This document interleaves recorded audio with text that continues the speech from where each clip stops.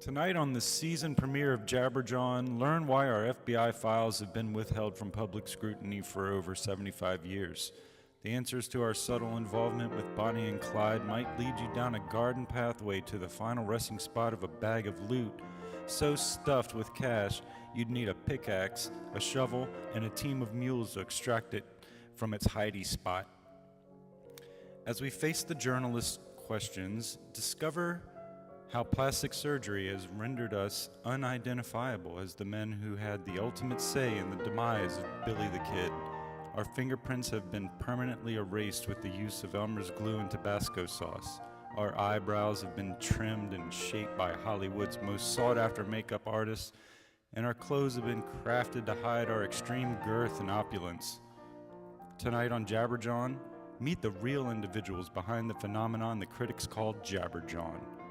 If anyone can guess my old address when I evaded the law by touring with Blues Traveler, posing as their lead singer, I will personally send you some autographed bootlegs that the record company refused to release due to my extremely poor singing voice. Join us for the answers to all these mysteries and more tonight on Jawn.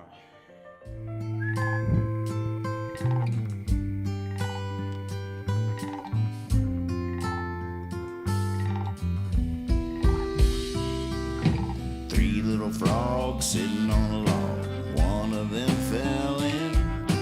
One frog said to the other frog, well, you better go get her. 2 little frogs sitting on a log. One of them fell in. Last little frog, he sat and thought, good thing they can swim. Jabberjaw, Jabberjaw, Jabberjaw, Jabberjaw. 3 little frogs sitting on a log. One burst into a grin. One frog said to the other frog, wonder what's got into him. 2 little frogs sitting on a log. One laughed until he is red. Last little frog, he sat and thought, must have been something I said. Jabberjaw, Jabberjaw, Jabberjaw, Jabberjaw.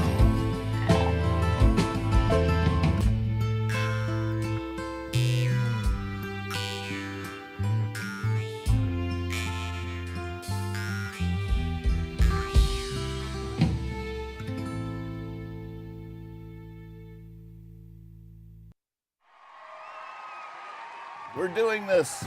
We are live. Hey everybody, I'm Nathan Moore. And I'm Kyle Hall with my hands tied behind my back. I'm Steve Moore. You're watching Jawn. It's good to be with you again. And we start with an arriving song into the leaving song. I'm so out of practice just singing songs. I spent the last weeks and weeks just doing scales. I had to stop live streaming because I've been streaming my practices for the last year and a half or whatever, but now that I realize I need to practice playing melodies, I can't figure out a fun way to share practicing scales to a metronome. It's just not fun. Hey Heather!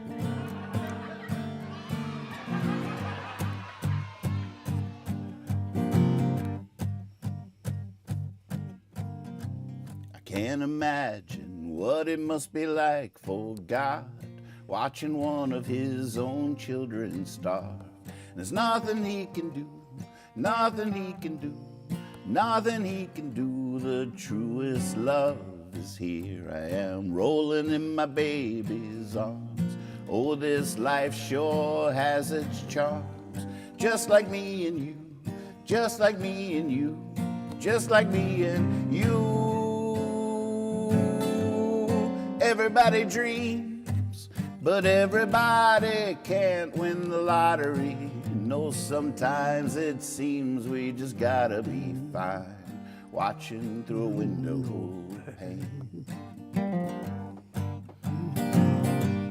The grass we see is greener is often blue when you're talking in the other guy's shoes. Best to never know, best to never know, best to never know. I know it's true, and I'm beating down the boulevard. Got a feeling like in my backyard. It's everywhere I go, it's everywhere I go, it's everywhere I go. Everybody dreams, but everybody can't win the lottery. No, sometimes it seems we just gotta be fine, watching through a window pane.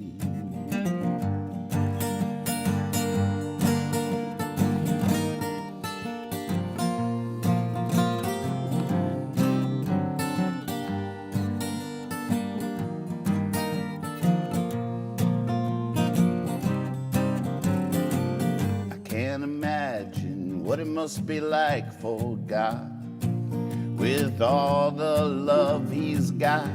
And there's nothing he can do, nothing he can do, nothing he can do. We take our blows and go searching for such love. Gone for good, might not be good enough, but still we are true, still we are true, still we are true. Everybody dreams, but everybody can't win the lottery. No, sometimes it seems we just gotta be fine, watching through a window pane, watching through a window pane, watching through a window pane, watching through a window pane.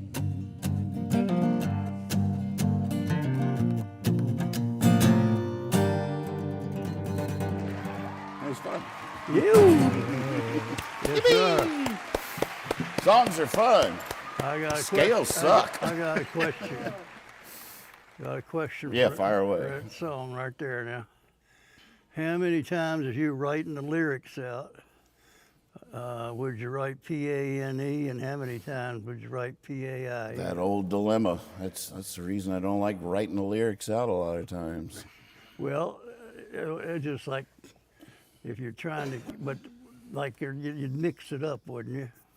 You wouldn't just use one or the other. That's a great question. Because a lot of times you only write the chorus once and then you just say chorus after the verses to refer back. I think back in the old day I would have done a parenthetical other spelling as well. Just included both and leave it up to the reader to choose their There own you go. adventure. That would be one way of handling that.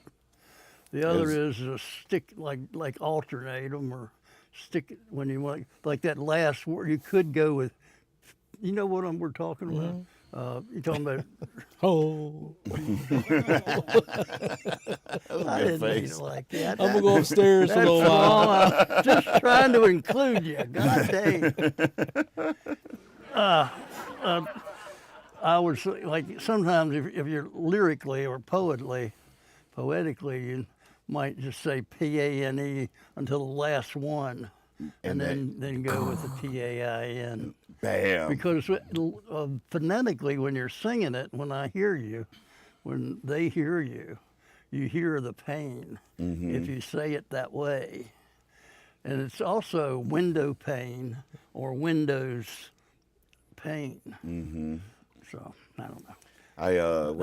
When I played the some concert, the Black, I think last Stanton Jams, not the two ago, when I did our Songwriters in the Round at the Blackfriars, Joe Zulo, I think I'm saying that right, I don't know him that well, local guy, he's really great, but he did a song that did the same play on words. That you did? The window pane. Oh, okay. He has a window pane There you go. too, and I was like, oh, he's going to hear me play that song someday and think I stole it from him. There you go.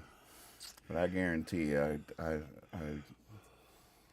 got some proof somewhere out there that I wrote that a long time ago. You probably stole that when you're 18. You were the original Amelia Earhart up there. Oh yeah, we do have a prize that we're giving out for anybody that without looking can spell Earhart, Amelia Earhart. And of course You got to go ahead and tell them the story. Of course, it should be Airheart. Right. That's what it should be, no matter what it is. Something I was thinking about when we were discussing this. Y'all missed all the good talk before the camera started Always. rolling. But if you could pick one event, like I was thinking, wouldn't it be cool if we were each given the gift, we could go back to one event and we could know what really happened. Oh, in history. Yeah. In all of history. Is there an event that you would want to go back? Not like to see something that you know what happened. Like, you know, if it's already documented, you can't just go there to see it. It's something that we don't know. It has to be a mystery. Yeah. Well, there's plenty of mysteries out there. You know, JFK. That'd be a good one to know. I'd like to have been right in front of him and taken that bullet and seen who did it. Yes, but then, Yeah, the JFK then you would be dead and not be able to tell us. That would be better than him being dead. That's true. Well, no, you wouldn't have to go. But if you wouldn't were suffer. with Amelia Earhart, we wouldn't have heard from you No, again you don't have either. to be there. You don't have to live. You don't have to be there with them. You guys are just wasting this opportunity. Well, yeah, he went back. Still That's the last we heard of him. No, it's like you could just somehow they would put you like you were gifted. You'd like go sit in a room somewhere and you could be like they would be. Told the truth. Yeah. Do you have one that you would like to know? Roswell, 1947. Yeah. I just watched this. I just spent the most money I've ever spent on a streaming thing, and it wasn't because I was that interested in it. It was because I realized that somebody a good friend of Brad's, and somebody I've met several times, Isaac Taylor. He's actually James Taylor's nephew, I think. But he posted on Facebook recently that he miss everybody, but I've been hard at work on this documentary. It's streaming now on Prime, so go watch that, and then we can be friends again.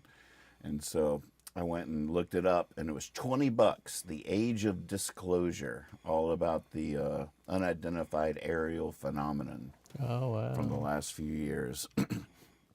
And so I was chatting with Brad. I was like, "Have you seen Isaac's documentary?" He didn't make it, but he worked on it.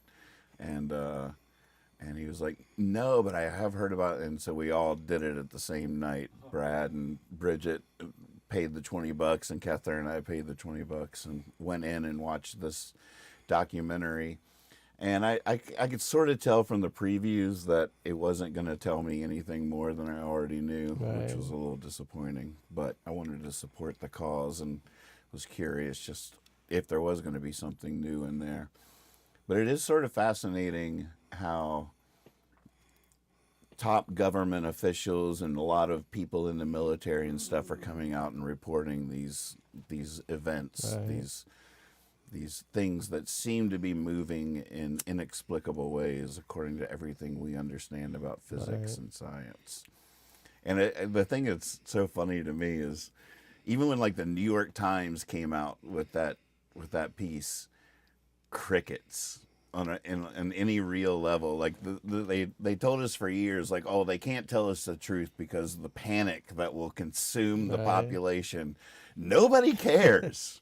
Like, I mean, this is the New York Times of like 5 years ago. Like, UFOs are definitely legit. They're here, and everybody's like, yeah. I know, It's so funny. It seemed like it just ran its course. We see so many movies and computer things now of aliens and UFOs. It's like if they're real, well, we've been seeing it on, movies for so long anyway. Desensitized. Yeah. It's definitely a huge level of desensitization. But I, on the other hand, I do believe that if they really revealed themselves to us collectively, it would be an Oh interesting my gosh! shift. in Can you the- imagine? Like- That's what we're all waiting for. Yeah, we're waiting for that. I mean, why not? There's cameras everywhere. You don't have, I don't need the government to say, all right, yeah, it's happening, Right. I've seen the terrible quality footage, and I believe all of it. Present yourself to us. No. Yeah, well, What are they waiting there's for, a do you Super Bowl think? coming up. If the aliens are looking for a moment, there's a Super Bowl coming up. There's going to be millions of people watching live cameras. Just hover that thing right in the middle of the stadium and see if people care. People would care. Like I guarantee you, Taylor Swift come out and sing a song. a little duet. But just don't interrupt the Bad Bunny performance. just don't interrupt the Lee Greenwood performance. And don't, if Cowboys make it, don't do it. But don't you think at that level, people would? I'm not sure what the collective reaction would be, but it would be different. I mean, a lot of the desensitizing has to do with just not believing the media. Yeah, Oh, yeah. trust issues. Yeah, it's like trust issues. It's not just that like, oh, aliens are here and we don't care. Like Right. it's just sort of like, Yeah, right. just wake me when you're really going to tell me Right. something. The thing that's really driven me crazy with the UAP thing is the footage, even the New York Times and that everybody has used. I've seen several videos on YouTube that very successfully debunked it in my eyes. I was just like, they explained it. Like, that's heat coming from the thing, and it's the Right. gimbal of the camera spinning that makes Right. it look like it's spinning. I'm like, okay, they just debunked that one. Next. But even the trailer for this documentary I just paid $20 to watch was using that same footage. I'm like, this one's already been debunked. Like, don't they watch YouTube? Even in front of Congress, they're using the same footage, and I'm like, why? Why? And I think that's a lot of everybody's just sort of instinctual reaction to it. It's like, yeah, you're not really telling me anything. You're just sort of. Well, it's funny you were talking about how it would be if they actually like came down and did something. And I was listening yesterday. It was funny you mentioned Kennedy being assassinated. And they said it was almost like a 100% Jacqueline Kennedy that kept America from going crazy. Her stoicism and her level-headed calmness. Just if she had been like like screaming, the world would You just mean gone crazy. during the assassination? Right, or when she came afterwards? back and was just very, with the blood-splattered dress and was very holding herself together. They said it was like, well, they're just. She wasn't just holding herself together. She was holding- holding the country that's, together. That's what this guy was saying. It was her, like a 32-year-old woman that single-handedly held the United States together, basically. I was like, man, I never thought about that. That's a lot of pressure to be on, yeah. Mm-hmm. Now, if aliens came, you think we would try to kill them or we would try to talk to them? Who's we? Us three. us three? I think we'd probably try to talk to him. I guarantee I you. would charge right at him. Ah! Now, I'm not saying I wouldn't have my gun close by, but just in case. God, can you imagine if like we were all just sitting here on our phones, just from some number we didn't do, said we are from another planet. We will be there tomorrow at noon. Like every cell phone got that. Mm. I'd be like, they heard me. It's about time. Would you write I'll be back? there at Would you 11:30. text back? Don't worry, I won't fight you. Don't come after me. I won't fight you. I mean, what do you think people would do to prepare for that? Like you wouldn't know where they were going to go. You would just know they're going to be here at noon tomorrow. And every cell phone got that message. Well, we would assume it was China or something first, right? Oh, you would think it was like a hack. spoof? Oh, yeah. That's instantly getting deleted and junked. Right. Delete junk.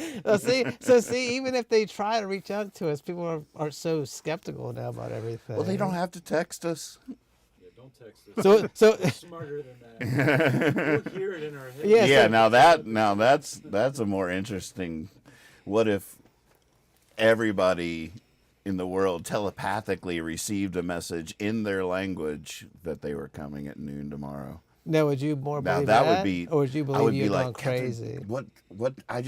I just heard this message in my head that aliens are going to be here at noon tomorrow. And she'd be like, me too. And then we'd text the wordlers like, oh my God, Catherine and I just had both heard this like message in our heads. And they'd be like, we did too. It's the Chinese. Now that we wouldn't. Who did you say you'd text? What's that? What did you just say? You'd say we'd text the... Oh, the wordlers. That's me and Corey and Lex and Wordle. Christiana and Saul. It started with us just sharing our wordles. Now, would you But try it's- to So now what are you prepare? sharing? Well, just we still. I don't do the wordles as much, but it's still where we share memes and stuff. Now, would you do anything to prepare? Or would you just sit here and would you like doubt it, or would you believe it? I don't think I would choose one of those. I would just be completely open and curious and fascinated, and definitely setting my alarm.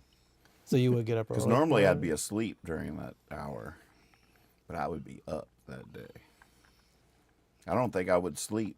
So, all right. So, and I'm not questioning. I'm more along your train of thought now. So, if we all got that, and then they said they'd be here at noon, then you turn your TV on, it was footage. Would you go back to thinking it was the Chinese or the Russians or something, or you would actually believe it if you saw it on TV? Well, it depends on what I'm seeing. Wait, you're saying we've already telepathically heard a message? But you wouldn't really know every single person in the world had heard it. But if you talked to Oh, we'd be everybody talking. you It'd be knew- all over the news that night. If you talked in your text group and all, Yeah, every single all person. six people were like, hell yeah, you heard that shit too? Oh my God, what's happening? Then I guess the news Like, would play it up. By Yeah. the time you got on Facebook at that moment, it would be lit up. That's all you Lit would up. see. Mm-hmm. So you would believe it if it came on like TV at noon? You'd believe No, it. I would believe it right then. As soon as Nathan was like, y'all heard that too, right? I would have been like, all right, where are we going? What are we doing? Mm-hmm. Because I want to see him, but I don't want to see him because it's scary too. But maybe they're nice. They're just, No, wouldn't it be crazy if they looked just like us? What if it was just like 3 or 4 guys, like a couple of women and a couple of dudes just sitting there somewhere from outer space? Right. Would you be like, that's a damn lie? Would you believe that? That would be a lot to take. 'Cause they were- 'cause- You're talking no craft, no entrance. Well, because they just were suddenly on TV is 3 normal-looking people Yeah, 'cause saying it- 'cause they're it- from outer because space. because the aliens are trying to make us more comfortable so they can morph into what we look like. Or would you rather them be like that type of thing? Those are my 2 options. Here they are. I know So it. you've traveled an awful long ways. It's like, what? We can always talk Super telepathically. intelligent. We will talk to you telepathically. No more verbal questions. Sorry about this line. All right, but no, I think about this sometimes about what they might look like, right? And I was thinking about asking Steve this one time, and it's just kind of reoccurred to me. But like based on what we know of the universe, what we've been able to figure out, and all the things that are in the universe, all the elements, all the things that are out there, the way our world as we know it works, and space as we know it works, it seems to me like it's highly likely that they would look a lot like us, because whatever other planet can sustain life, I feel like would have to be similar to Earth. And what are the chances, I just feel like those same universal elements are the things that created life here under all the circumstances that we had to be Right. able to support it. That same thing would happen. Would the same type of species evolve kind of similarly? Like, what are your thoughts on that, sir? Well, I don't think physically would necessarily have anything would look like, and it just depends on the evolution of their planet compared to our planet. And I certainly don't think they all evolve at the same rate. but some of them may have evolved way past us. So they may have, like at one point, they were that guy, and then they evolve into me. And you can see how, just in one lifetime, how much difference there is. Well, maybe that's what we're headed to. Well, that's the other side. That might work better than talking. But yeah, I don't think necessarily that's true. Your logic is good, though. If you had a planet evolving according to ideas of evolution, it makes sense that it would be a mammal, just because of the development of the brain. But at the same time, who's to say that if they came here, they might ignore us because all we're doing is killing the planet. They might go after some wise animal that they respect a lot more than us. They travel all those light years to be here and set up this big meeting with the dolphins, and we're just like, yeah, what? Yeah, or they've been meeting for years. Right. And then one of the things they always talk about, what are we going to do about the human beings? Because we're the ones that are screwing things up. Mm-hmm. So. And even just in the evolution of Earth, if it wasn't for that asteroid, I mean, the time of dinosaurs was such a different, idea of what nature produces, that even on Earth, much less like what could have happened on another planet somewhere. Is it possible that another planet has a completely different set of building blocks for life? Well, yeah, I think it's possible. I do remember when I was young on a Star Trek episode, and it was a famous one, I think, but I think it was a Star Trek episode where they talked about, Mr. Spock? Mr. Spock. Dr. Spock's who I went to, but Mr. Spock, he had the same ears as me, and so I knew him too. But Mr. Spock would call us a carbon-based landform, right, or a land animal. A carbon-based land. And then they had these. They were into another planet, and they were down in this cave. And they saw these big blobs, and they were silicon-based life forms. Well, silicon's right below carbon in the table, but evidently it's too heavy to support the oxygen. Like you got silicon dioxide, which is quartz, and it's all over the place. It's sand is basically SiO2, but it doesn't it doesn't combine to be exactly what you're talking about, which could be a life form.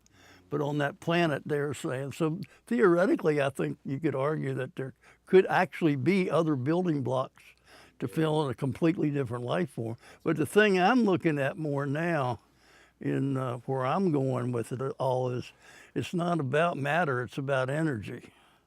So you and I are emitting energy into the world, and our words are creating energy right now, and but we're giving off heat. We're an energy life form.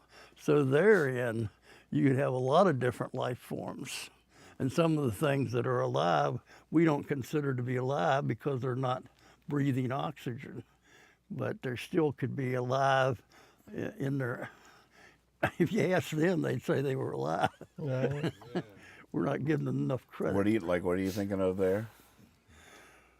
Like a tree or grass or something? Well, no, yeah, but like this tree is giving off energy into the universe, and it's absorbing nutrients and it's interacting, but it represents a wavelength of energy too that's given out, and it tries to reproduce itself and create that energy. And what makes it, a lot of what we're talking about with life forces is our thinking. We tend to think that because we think human beings are better or different than other life forms. But other animals, my cat's really a smart animal, and I'm not giving it enough credit when I look at it, down on it, and say it's a cat, and I'm a human being. Right. Yeah.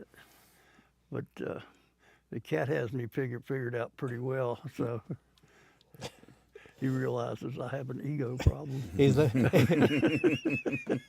he's sitting there looking at you going, that's just basically a quartz life matter right there. Yeah. He's one step away from going back to quartz.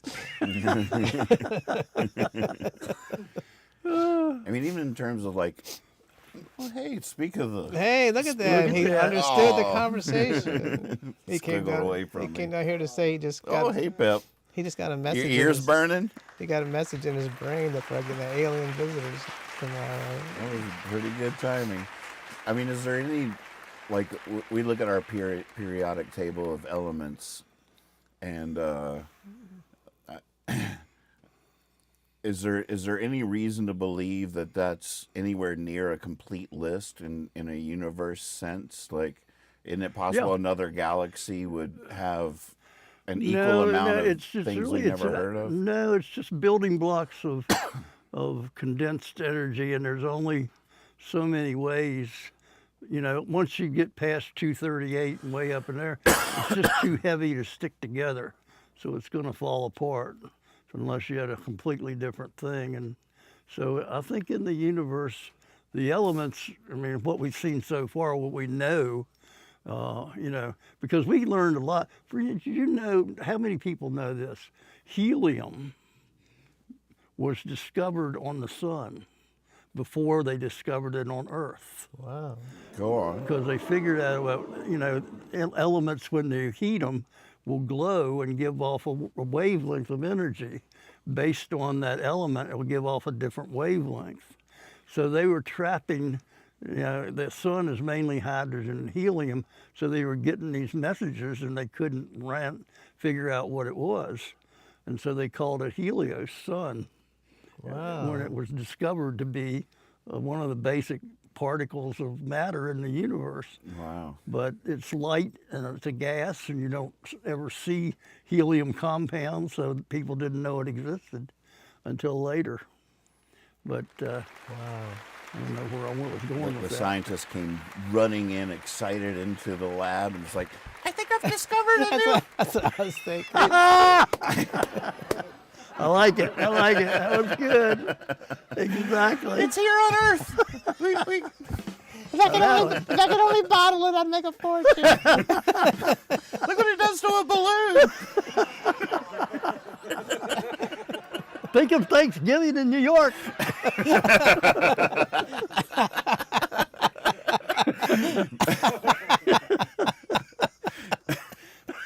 Macy just happened to be in the room. Mr. Mason, he was cleaning up there.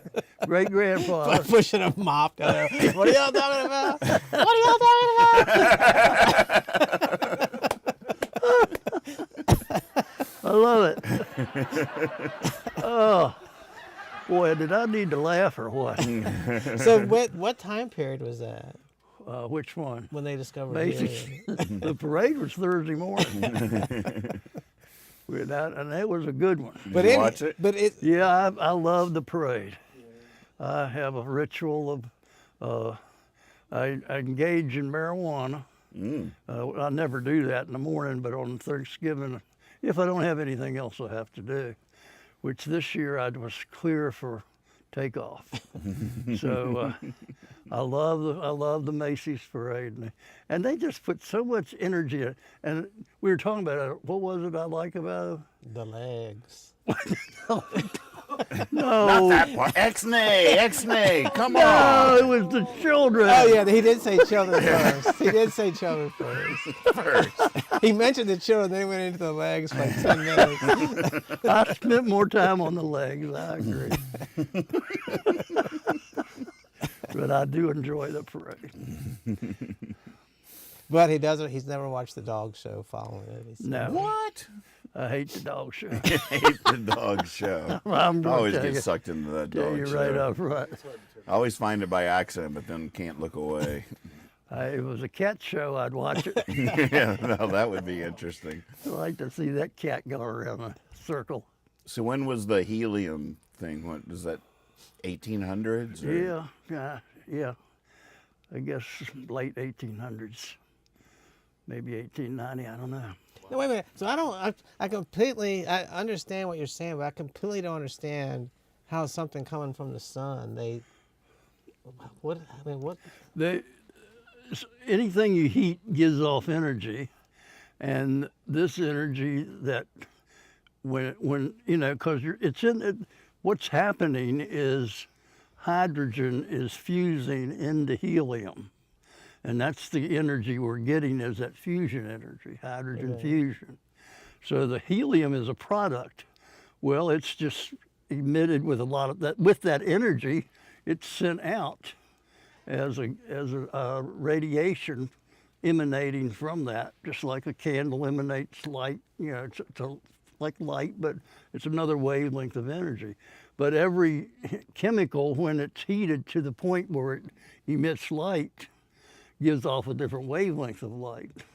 So That it's was like a something y'all used to signature. do in your class, right? You would burn different things and Yeah, they call that chromatography. Yeah, that would be where chemicals would burn like a different color when it burned. Yeah, like copper has that bluish color when it burns. When you see the So blue. what were the tools they were using in the 1800s to decide that the sun was producing this mysterious helium? Well, I don't know the dates for one thing, and I don't know the tools for the other. So I don't know exactly what all they were doing to determine that.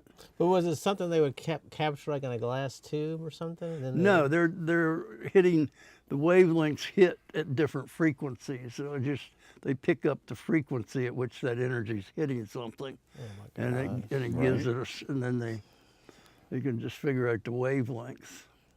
It's like the different colors. When you look at different colors, each one's a certain wavelength of the spectrum.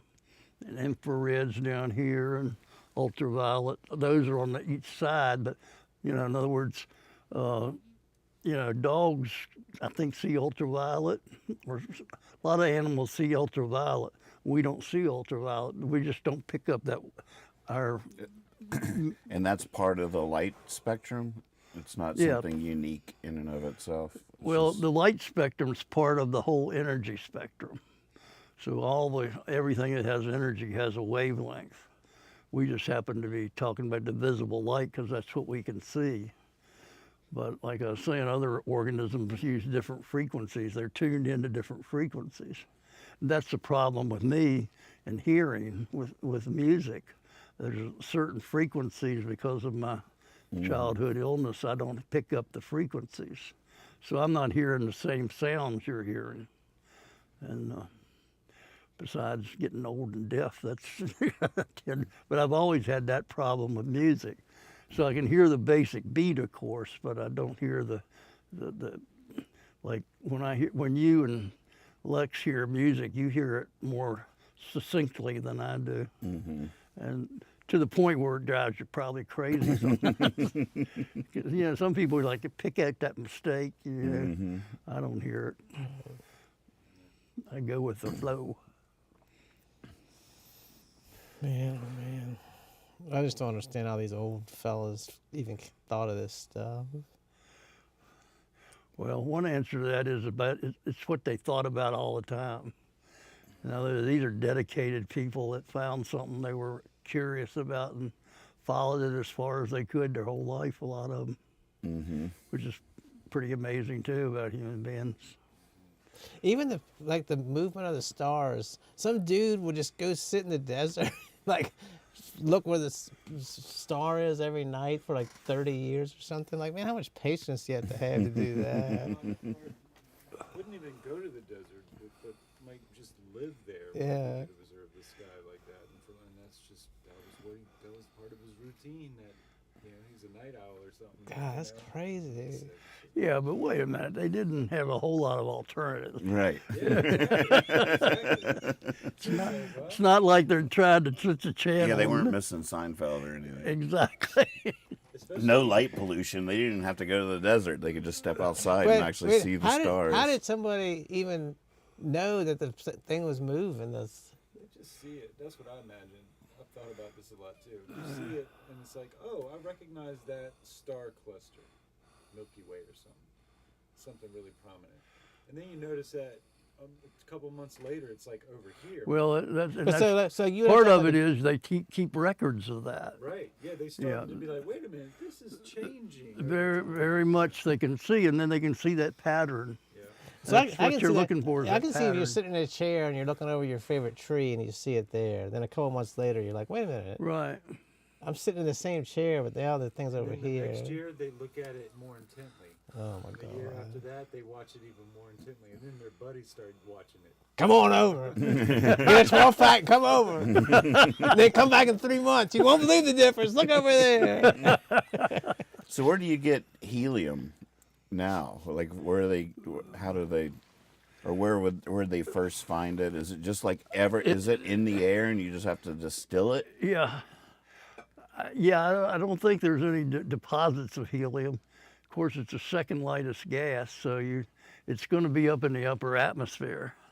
But I think really, I don't know how to answer that except to say, if they take 100 molecules of air, and one of them is helium, and then through density and different machines and suction and all kinds of things, they pull the heavier ones away, and then all of a sudden you've got a higher percentage of helium. And they keep doing that, and they eventually end up with helium. So But it takes it a can lot be of. extracted from the air right here, or do you have to go way up there to?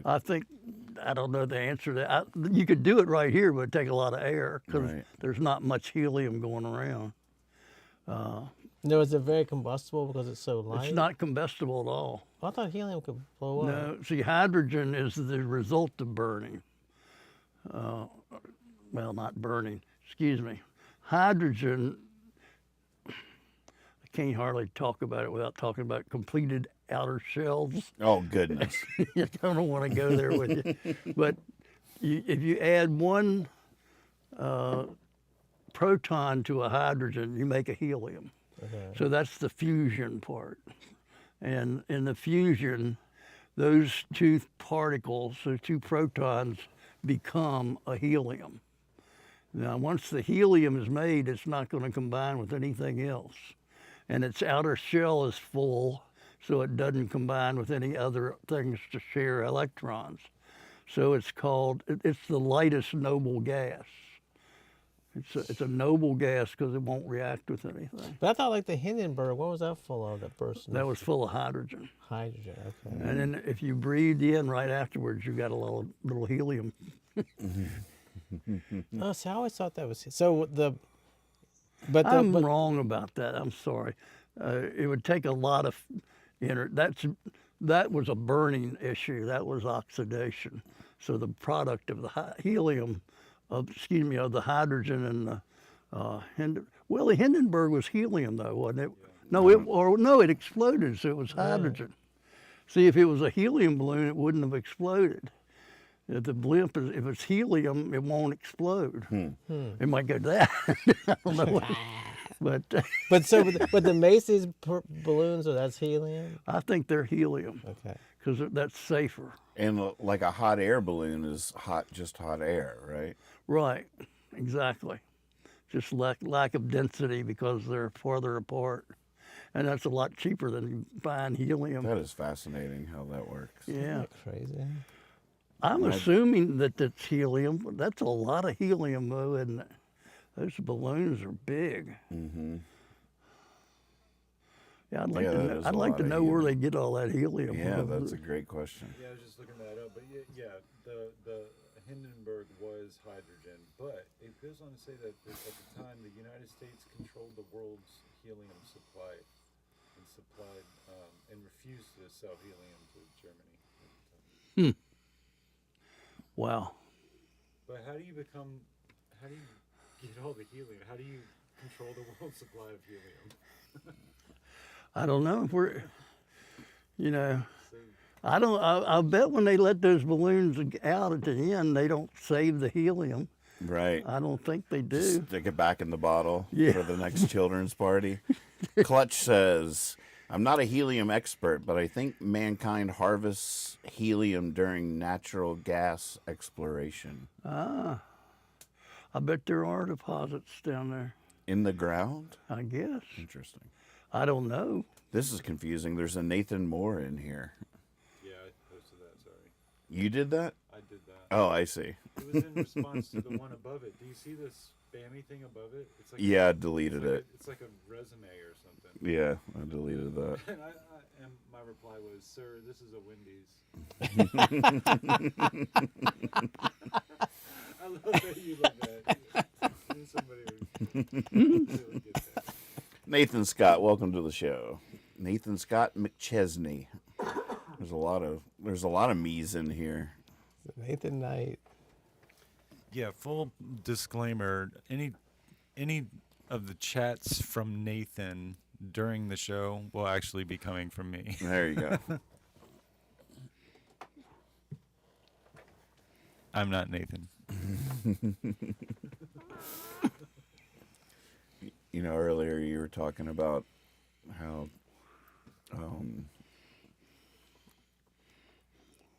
the getting older stuff, and you were talking about how Nan and Granddad were saying that all they do is go to funerals nowadays or whatever, but the first thing I was thinking of was as a writer, I definitely have struggled with the getting older thing, because when I was younger, you would just write whatever you were thinking, and it was fun because you were young, and you had all these delusions and of grandeur or whatever. Anything was possible, and the world was ahead of you. It was all potential. It was all kinetic potential that you could magically transform into anything you might be able to dream. But then as I would get older, I would sit down and I'd pick up my guitar and I would start to play, and what would come out is nothing anybody would want to hear. And I don't think I've recovered yet from entering that new. I mean, I've busted through it. What? No, explain this. I don't understand what you're saying. Well, You don't think anybody wants to hear it? That's just because you've faced reality and you know it's not as easy as you thought it was, or what? no, I guess, like, because a lot of times the way you write is you just start playing and you open your mouth, and what comes out is you just follow it. Right. You're not really making it up. Right. It's just coming out. It's just your reality or your truth or Right. whatever. And then as you get older and your body starts being weird and like, I got a new song for you. Nathan's like on downhill since his age. But I would pick up the guitar and I would just be like, things aren't the same as they used to be. You're like, well, all right. I mean, nobody wants to hear it. Like, wah, wah. We've all got our own problems. Go back to the old stuff. But like all of a sudden the task seemed to be to like make stuff up, I understand completely now. Yeah. and I never had any experience doing that. And I never, when I was younger, I didn't just decide to make something up. Right. But now as I get older, it's like my job description is changing. It's like now I'm supposed to make stuff up. It's not about just being an open faucet. Yeah. Now, how does that compare to this?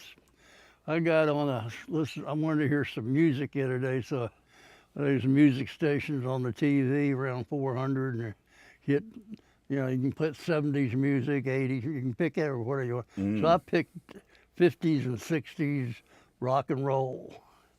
And I listened to about 8 songs, and all 8 of them were about young love. And it was just silly. They were just horrible. And some of them the lyrics are terrible, like "I want you" and "I'm going to get you." I mean, it's like if you did it now, you'd be arrested. But they were just horrible. But they were all just vibrant, love, young, puppy love, puppy love, puppy Yeah, love. yeah. So now you're not a puppy. Right, yeah, old And those dog. songs don't work, and they not only don't work, they don't even sound good anymore. So you're into a different. I'm asking you. I just think what you're moving into is a different phase, and you know, people like John Prine and Bob Dylan pulled it off pretty good, and I think you can too. But one of the things I think you're saying is the subjects are more sobering, and not always fun. You know, your message isn't going to be as optimistic, I don't think. Right. And that's Well- part of it too. When you said that, I was just thinking, it was almost like when Made opened. When you get the store, you think, we can sell anything. Yeah, everything in the world we can put in here. As it goes on, what you sell is what you actually have. It's like the possibilities run out and you have to deal with what you have, which is sort of like being a human. When you're young, like you said, the world's, you know, whatever. Now you're like, your head's crammed with all these things, you know, like, well, no, I really can't make anything up because I got to work with what's in my head. You think it's like that way at all? Yeah. I mean,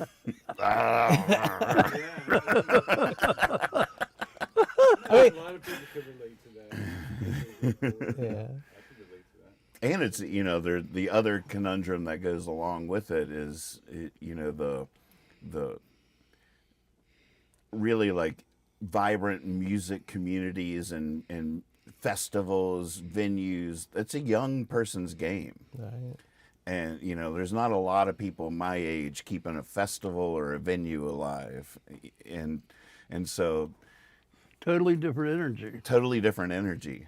Yeah. But as a professional, you want to still be catering to the vibrancy, and there's just something so cool about the way young people hear music that's different than an older person. But we can all probably attest to that, except for Kyle, who maintains an awesome youthful curiosity. I know what you're talking about. Yeah. But yeah, you can still, even you could probably Yeah. relate to that idea. So then you just start wanting to. It's just such a completely different list of considerations or something. Like all of a sudden, I'm just like, and a part of me is like, well, maybe, you know, you just sort of write what you know, sing your truth, and whoever it resonates with, and if it's just a bunch of people in their 50s or I don't, you know, like, but I just can't accept that. So I'm just Wow. a little bit stymied by the predicament. Now, Not- do you have like a certain time period where you remember that happening, or it's just like a gradual, just realization? Yeah, it's definitely not brand new. I could have had this conversation at any point in the last decade, probably. You were It's been- 24. Definitely not 24. But that's the other side of it. It's not just not wanting to sing not wanting to pursue what comes out naturally, with my faucet analogy, but also wanting to write stuff that's relevant to the culture. Like it I thought about that when I was, you know, like when you're in your 20s and stuff and you're out there playing music, it's like I sort of lost the thought when I was saying it, but you're just rallying all your own, everybody Right. else. You know, it's just all the young people. We're in this together. We're all in this together Yeah. against all the old people. Right. Don't let him hold us down. Yeah.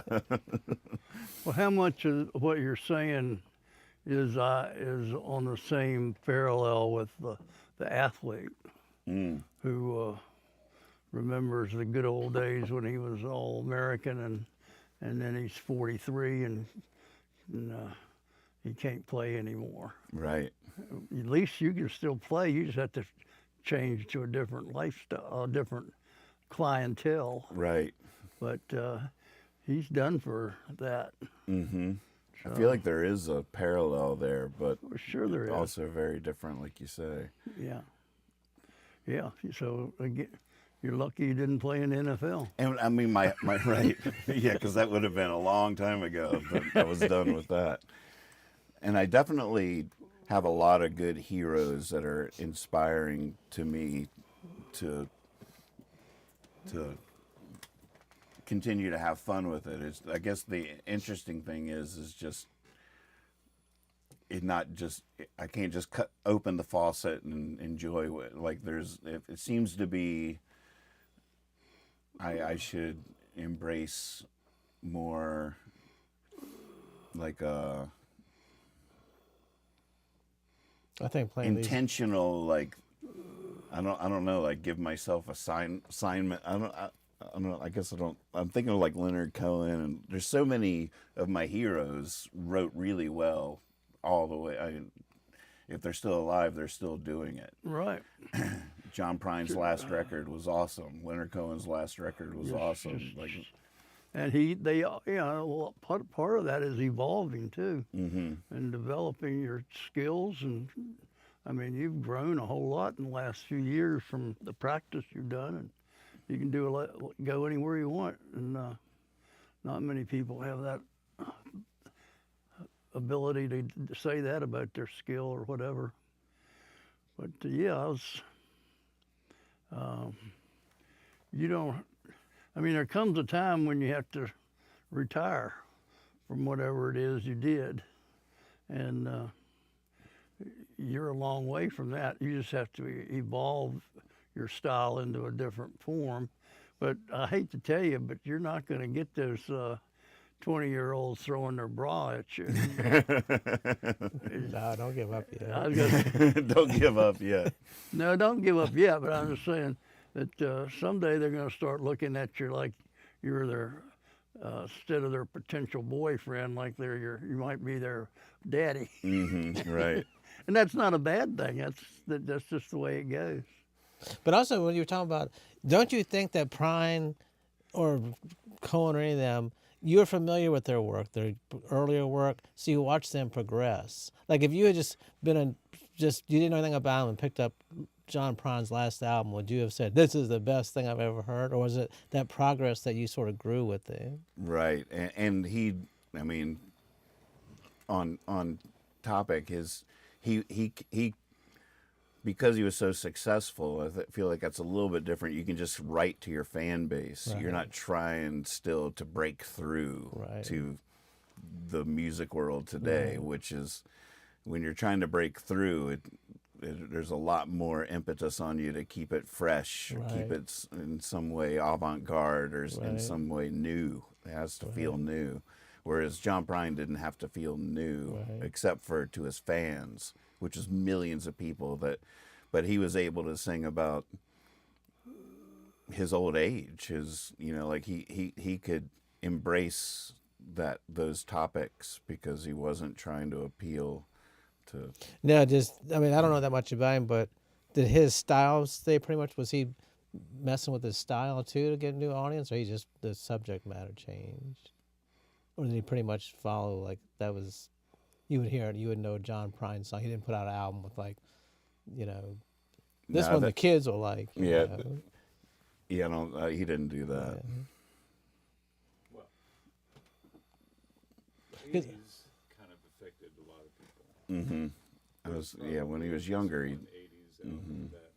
You know what I mean? Where they probably use a couple cents in a drum machine or something somewhere, just because...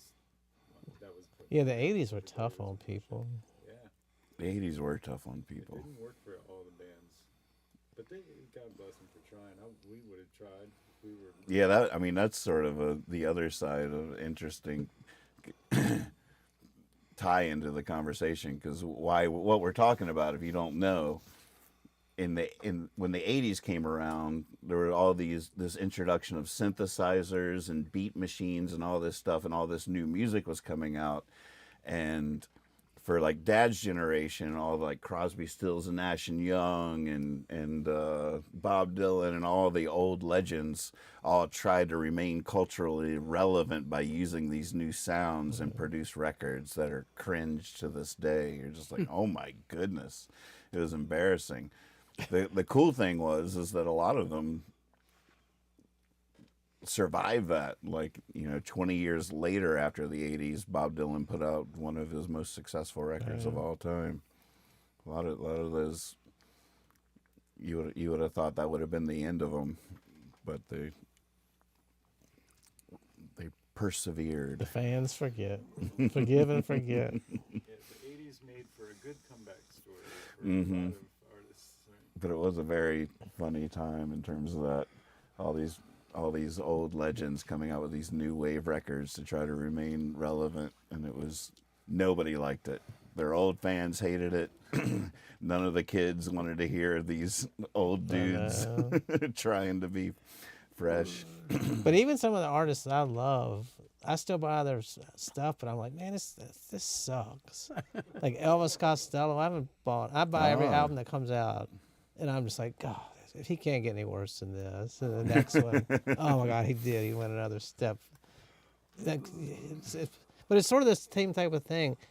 And this is just a person that doesn't know about music at all, but what you said earlier makes perfect sense. His early stuff sounds like he didn't even really write it. It just somehow magically appeared. And it was just like, oh, this is perfect. Now when it's like, God, he sat down and for a week had to write this song, and it doesn't flow. It doesn't, it just sounds forced. This is not lightning in a bottle. No, this is sap. Yeah, this is collected sap. Yeah, this is a guy trying to put out a new album, and he has to work out, 12 songs. Well, then you have some artists that jump right back in and stay with their first level of success and just try to repeat it every time. And the best example of that I could think of would be Jimmy Buffett. Now, he wrote songs all along, and he was a great songwriter, so I'm not criticizing him, but he had the ability, a unique ability to take you back to Margaritaville every time he put on a show. Right. And that was an art in itself. Yeah, so he was doing that old energy. Each when he was 80 or however, each new release was a new vehicle to Margaritaville. Exactly. Which is great. But part of that is he didn't take himself too seriously and was able to do that. But he's also written a lot of really nice songs. Yeah, he's easy to underestimate. Yep. No, what did Dead fans think? What was that one they had in the 80s, like Graying in the Way or something? Oh, the one, Touch the of Touch Grey. of One that Just was a touch pretty of- big. Was that considered like, oh my God, what have you done? Interestingly, like that's sort of on topic too, because the topic of that song was about getting old.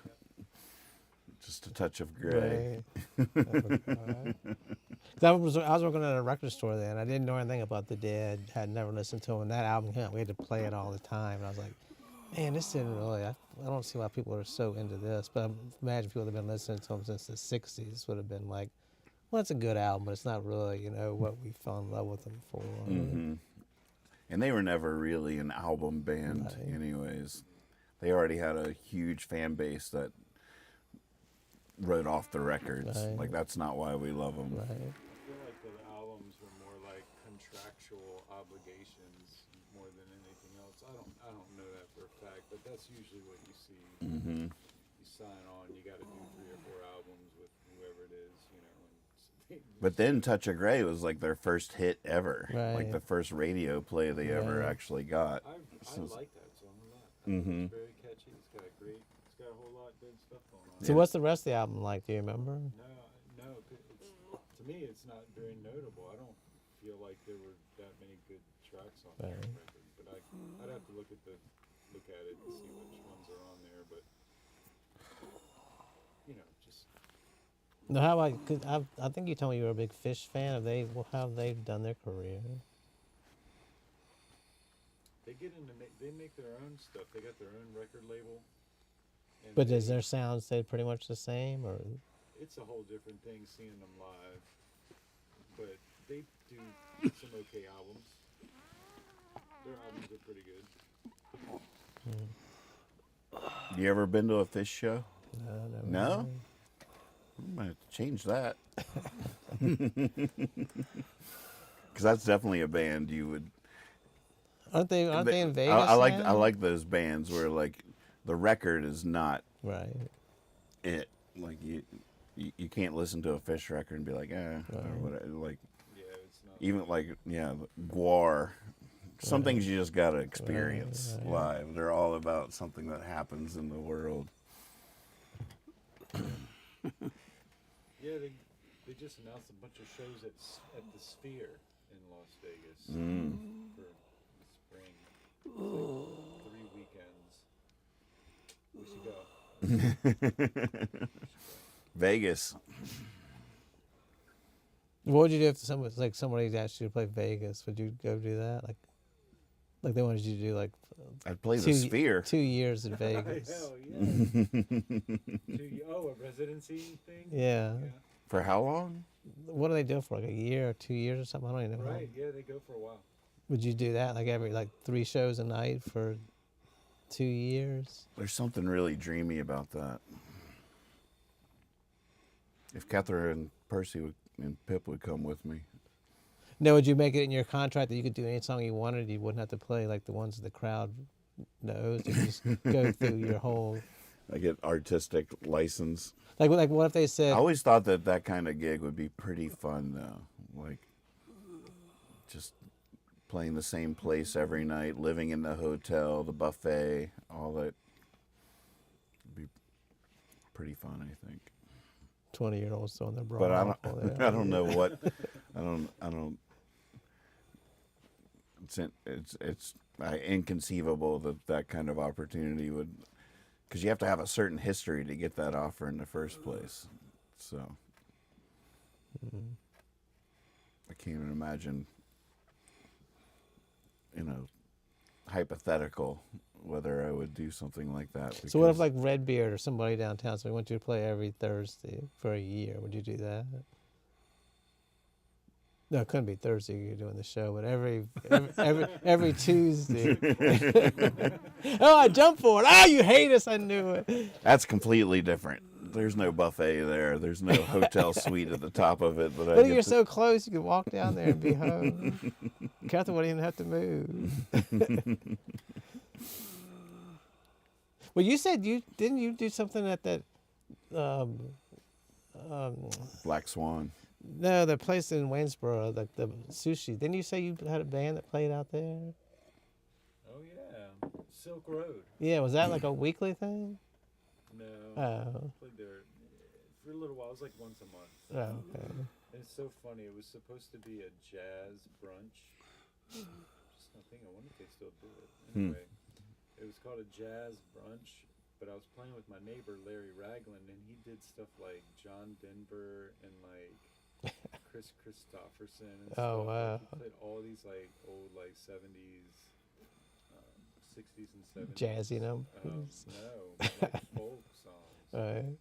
I mean, we were just playing old country, like Jazz. Take Me Home. None of it was jazz. Not one song was even trying to be jazz.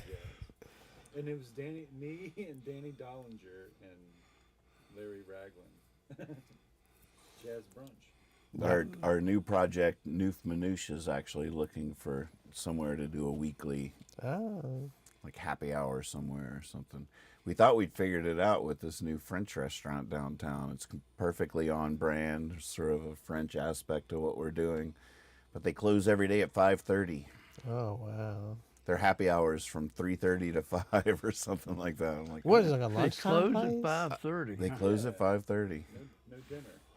Well, I knew they were opening for lunch only. I thought they were going to start opening for dinner soon. I feel like it's all in flux. They're still trying to figure out different things. Maybe we can help them realize a longer hour night or something. Yeah, they're Fridays or something. I ran into our buddy Lorne, and he is playing a gig at Bricks. Have you been there? Mm-hmm. Have you been there? Been a while. Well, it got me thinking about maybe that place. Mm-hmm. Yeah, it's not like a dinner scene. I don't think right? It's like I had not been in there, never been in there. There's a lot of people from out of town. I still think Gloria's Papuseria. I still have to talk to them, but I feel like I like that. they got a vibe there. What I really want for us though is just sort of to be ambiance in a bustling thing. I don't want us to be a draw. Right. I don't want us to have to perform. There's like such a different energy of people are sitting there waiting for you to entertain them, Right. as opposed to just being ambiance or whatever at a place that's already bustling. I just feel like it's such a completely different energy Now- for us to play. How about Marinos? Well, like a Wednesday night, they don't have anything, you know. Just try it out, because that area that they would put you for the music is like that. There's people bustling by all the time. Yeah, I think it would fit what you just described. Yeah, I mean, for me, it's just the sound in there is a little rough. Well, there you go. But the thing. But that's acoustically, so I don't know if we brought our amps. I don't. It might be worth trying. The thing about what you're talking about, which is I think is a great idea. I've been in so many situations where you go into a restaurant and there's a band playing, and you think, oh, they're just here like for music, and you'll be talking with your friends and laughing. Somebody turns on, shh! I came here to hear the music. All right. And you're like, oh, I didn't know this was like a performance thing where we're supposed to be paying attention. But I have felt really bad about that sometimes because people have been really I came here to hear music. The shishers. I know, like, oh, okay, sorry. I think there is something inherent there. If you walk in a place and you see a band, and even if you like music, you'll like feel like you need to listen to it or something. Like Yeah. And we may not want that kind of attention, trying to do what we're thinking about. Right. The purpose that this is serving is to.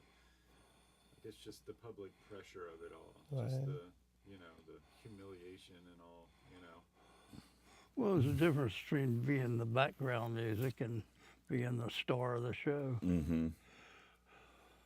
We were in Richmond not long ago. We went into this bar. And it was just looked like a father and son playing just some music, guitar stuff. And it was we listened to a couple songs, but we were talking and stuff. And this guy fighting around, shh, I'm here to hear the music. And so we went to the very back of the club, like it was behind the bar, it was way far away. When the show ended, he came and sat at the table right beside us. Like, if you're not interested in what we're saying, why you have to come sit right beside us, you freak? Get back up front. You didn't care about us when we were talking during the show. Now you want to hear every word we say. And he was by himself, just sitting at the table right beside us. Like, you creeper, get away from us. We're trying to talk without you staring at us. Shh. But I went and saw My Morning Jacket one time. I loved them. And the people in front of us were talking so loud, had no knowledge the band was even on, I don't think. Right. And finally, I just left. That's the other side of that. Yeah, I'm like, oh, God, this is obviously not a dinner thing where you can talk. This is a loud music talk, and you're telling them about, some girl you were trying to pick up last night. Nobody cares. Go away from me. Now, wait a minute, you shouldn't have left. All you had to do is forearm in the back of the head. No, it was them, but almost everybody in there. It was like, because they were like a hot band then, so everybody wants to go see the cool band, hot band. Well, that's why they ought to have been listening. Yeah, that's what I think, but they just want to be seen at the cool. Yeah, I saw them. What they sound like, I don't know. Jim was trying to pick up some girl 2 weeks ago, and I had to hear that whole story for 2 hours. Arr, don't get me fired up. Don't make me do this to you. That's a scary thought. Getting Kyle pissed off at you, that worries me. I guess maybe you'd have to say every once in a while, like every 3 or 4 songs, you can talk. Right. Feel free. Feel free to talk. We're just up here doodling around. Or you poker. I don't like this one. You can go ahead and talk for a while. We're not even really trying right now. There is, that definitely in my my typical world of folk music, the idea of talkers is a very big deal and very contentious, and there's been marketing campaigns and T-shirts and slogans about how disruptive people not paying attention can be, and how that goal of trying to unify and get everybody on the same page. Right. I just think it would be very I mean, I've been to restaurants like, 150 people in there just sitting there eating. Nobody went there to see music. Guaranteed nobody did. And there's some guy with a guitar playing, sounds great. My dad was the one that would always listen and clap for the guy and go up and talk to him afterwards. But I think that would be so discouraging, because even though he knows it's the situation he's getting into, you would think your goal would be, I will just overwhelm them and they'll all get quiet and they'll all listen to him. Right. Then like the fifth song, you're thinking, oh my God, it's not really working yet. Just that one old guy was like, yay! But I guess if you take a job like that, you have to sort of, understand that's what you're there for. I mean, it's funny because that's what I want, especially for where we are, like being a new thing, trying to make some new music. I feel like I don't even really want that kind of scrutiny or attention. Now, would you be able to play without talking and telling stories and stuff? We'll find out. Sure. Lex has to reach out, put his hand on your shoulder. Not now, Nathan. Not now. Arr, okay, get back to the next song. I sit back because I like hearing it. I know y'all aren't supposed to be paying attention, but I'm going to do magic after this song. So, so finish your conversations. That's when I get on Instagram Live. All right, guys, Nathan's about to do a magic trick. Heather just says, Nathan, you suck at ambiance. It's not your gig. LOL. I mean, that is part of the interesting experiment of it all. I don't know, there's something I was talking about the other night that I don't know if I have the words for it.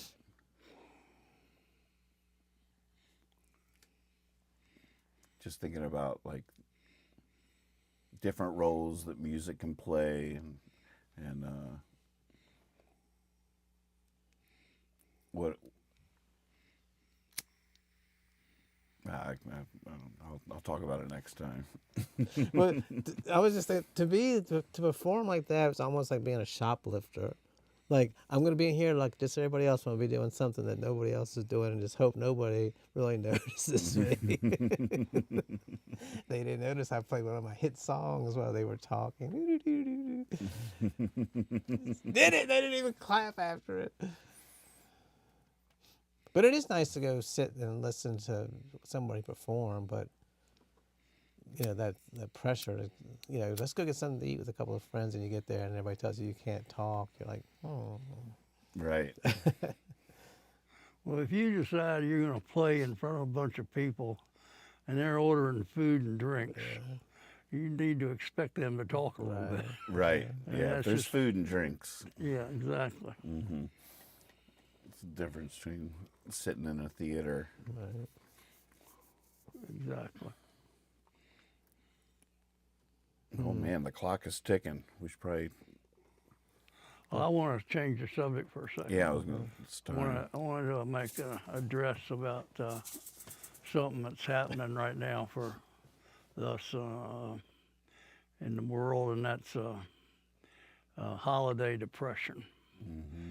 And I just want to say out there to people that, I think there's so many things that happen right now between Thanksgiving and Christmas, and there's a couple things I'd comment on. One is that we tend to think that everybody's happy and joyous and ringing bells, and that you're not, and that is just not true.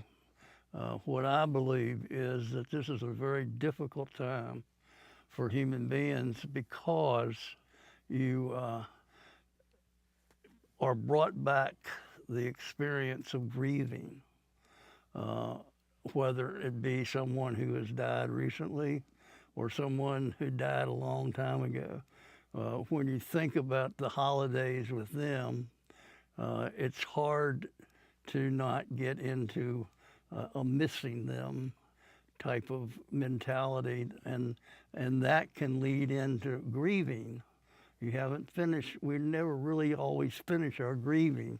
So this time of year, some of it's just normal depression. Some of it's that idea that everybody else is having fun and we're not. Some of it's just the media jumping down our throats trying to get us to buy stuff.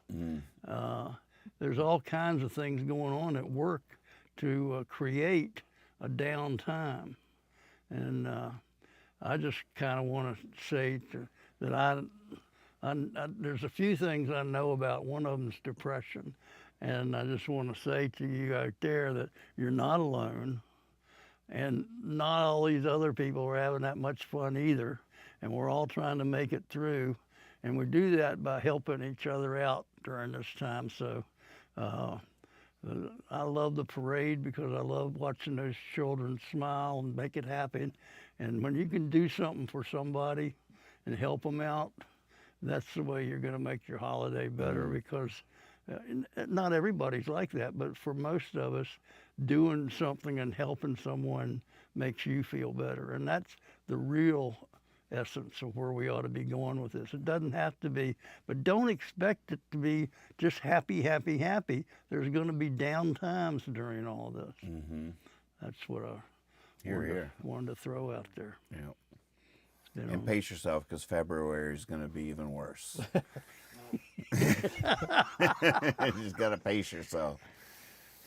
Well, yeah, but you know, there is a rest. It's almost like it's over in January. You know, I just, you know, because Thanksgiving takes a lot of energy, and you see all these people, but you also are missing these people that aren't there anymore. And the older you get, the more that happens, because we're losing each other.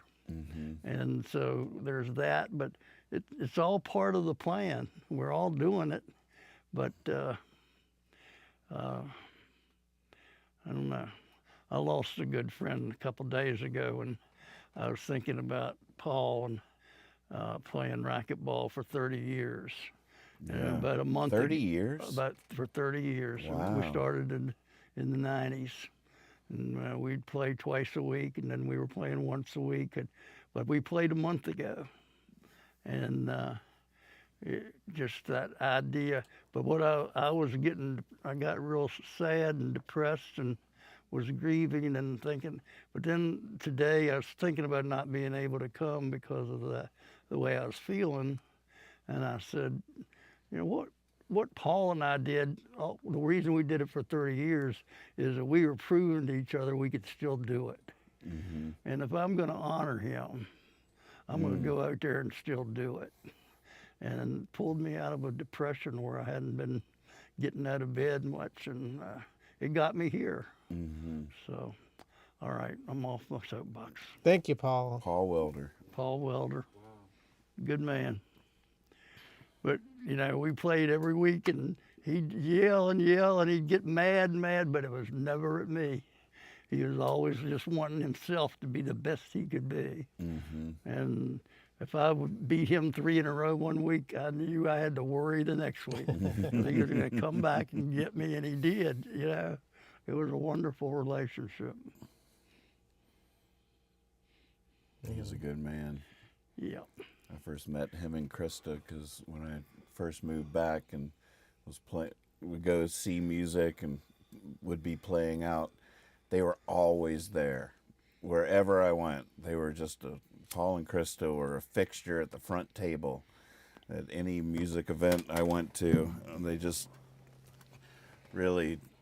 were very gregarious livers of life. They were just, and I knew after, I didn't know who they were, but I knew I was about to know after like the 5th time I went out, and who are these? There they are. And became friends with them. But they were just very, life lovers and music lovers. They just like to be out there in the world. Right. He was a doer. The doer, That's very sad. They were our first neighbors when we moved All right. to Stanton. Is that right? Yeah. We lived right across the street, and they saw us outside bringing in something one day soon after we moved there, and said something. Paul, it was Paul. That's who I met first, and then I saw Krista shortly after that, and then they invited us over for dinner, and she made this awesome lasagna, and they just told us about a lot of their adventures that they'd been on. That's really what we did that night. Got out like photo albums and stuff, and was like, and this is when we went to Italy, and this is when we did this, and and this is our kids, like my son or whatever. Like it was just, just they loved life. Yeah, you could see They it. really, yeah. And they had pictures just everywhere, like of people, of themselves with their friends, with their families, members and stuff, just How old was he? all over. Early 80s. He was 82 or so. And he'd been having some trouble. We played a month ago. So then the next week we called and mutually said, I don't think we can do it anymore. So we resigned the field, which is a whole nother topic about getting old and giving up things you used to be able to do. I mean, one of the things that was so impressive to me about like what I was just saying, that Paul and Krista were always, every time I went out, there they were at the front table, whatever event it was, they were always there. And they, back then, they were older than I am now. They were, so that's very inspiring. Wow. Yeah, I don't know if you want to talk about. I mean, you had a pretty heroic story to tell. I think about the Y in him one night. Maybe is that? What's that? Wasn't there something that didn't he have an episode at the Y one night? Oh yeah, he died.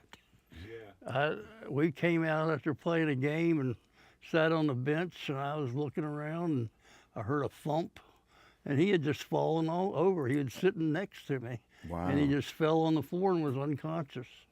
And if they didn't have a defibrillator there at the Y, Candace Martin came running in and Unbelievable. put it on him and got his heart beating again. They got him to the hospital and had to do an operation, I think, but he made it back. Yeah.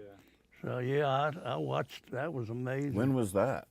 That was about 5 years ago. Wow. That was, we had moved down the street by then, but we were aware of that and trying to help him out when we could. But talk about proving that you could still do it, because he came back from that. He did have like an open heart surgery. And all the rehab and everything, he was right back eventually to that racquetball. Oh, career, yeah. and that's amazing. That Yeah, was we amazing. started playing again. Oh, but a quick plug in terms of the seasonal depression and stuff like that. I'm actually involved with, Catherine and I are involved in a service at Emmanuel Episcopal Church. I think it's on the 22nd. I'm not sure if that information's in here, but it's a service exactly for that they've done the last few years. I'm not sure how long it's been running, called Blue Christmas, for sort of with that specifically in mind. It's a specific service, maybe on a Monday night or something, but I'm going to sing a couple of songs. There's going to be some music, but it's Blue Christmas. Sort of inspired by that very notion, a safe place to come and be sad. Right. More of a solemn That vibe. sounds like a good thing. Not necessarily a celebration. I don't know how to put Right. it. It's not encouraging people to be sad. It's just a safe You're not place going to to sing be. Rudolph. Right.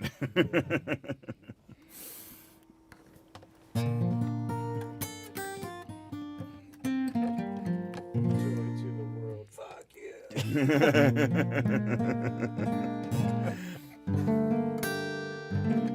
We did it again. I have no idea what to play now, though. Oh. Christmas. No. Without You're you. gonna get us in trouble. That's true. Copyright. I'm here to make sure we don't get into any trouble. That's my reason to be here.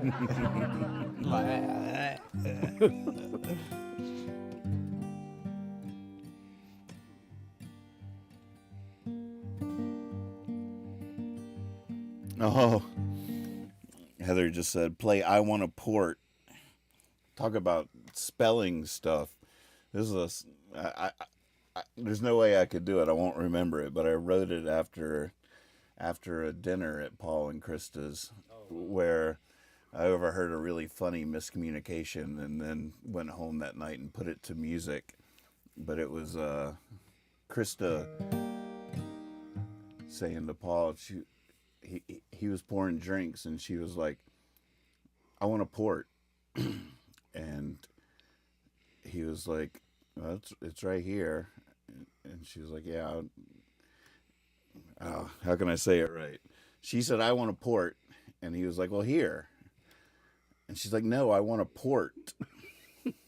He thought she was saying, I want to pour it. Right. And he was like, why? I'm doing fine. I can pour. Right. And they went back and forth a couple of times. It was really funny. That So I is went home funny. that night and I was like, I want a pour. So he handed her the glass. She said, that's not what I asked for. She said, I want a port. He said, go ahead. She said, no, I want a port. Port that's red. He said, oh. Coming up.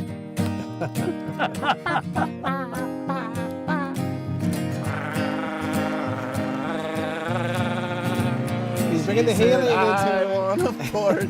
So he handed her the glass. She said, that's not what I asked for. She said, I want a port. He said, go ahead. She said, no, I want a port. Port that's red. He said, oh, kazoo. Coming up.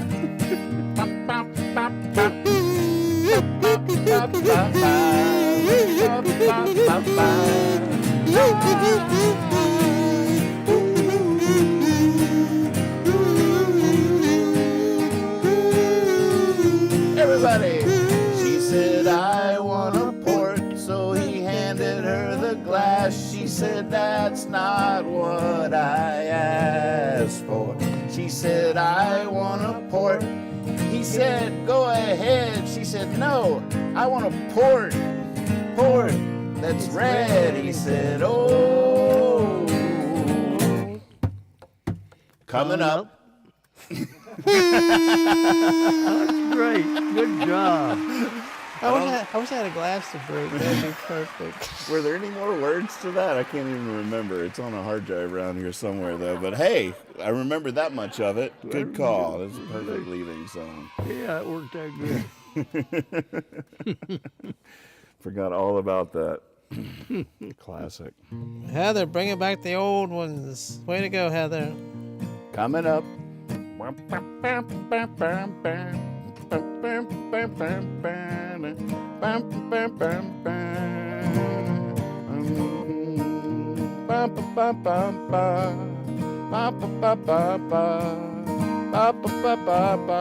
That was it. That was the leaving song.